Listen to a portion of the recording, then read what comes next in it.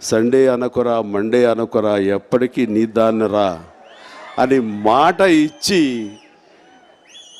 నా మనిషిగా నా సినిమాలో నాకు హీరోయిన్గా ఉండకుండా నన్ను వదిలేసి 15 సంవత్సరాలు దూరంగా వెళ్ళిపోయి మళ్ళీ ఇన్నాళ్ళ తర్వాత కనిపించింది విజయశాంతి నా హీరోయిన్.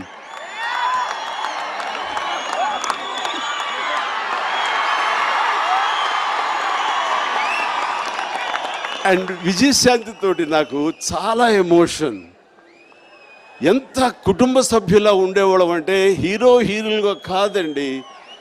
మా ఇంటి ఎదురుగా తను ఉండేది టీ నగర్లో. ఫ్యామిలీ పరంగా కలిసేవాళ్ళం. ఏ స్మాల్ ఫంక్షన్ జరిగినా సరే నా ఇంటికి తన ఇంటికి నేను వెళ్ళేవాళ్ళం.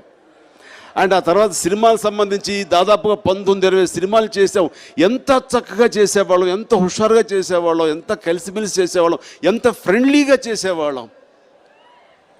అయితే విజయశాంతి, నీ మీద నాకు చిన్న కోపం ఉంది. ఎందుకు? నాకంటే ముందు నువ్వు పాలిటిక్స్కి వెళ్ళావు కదా.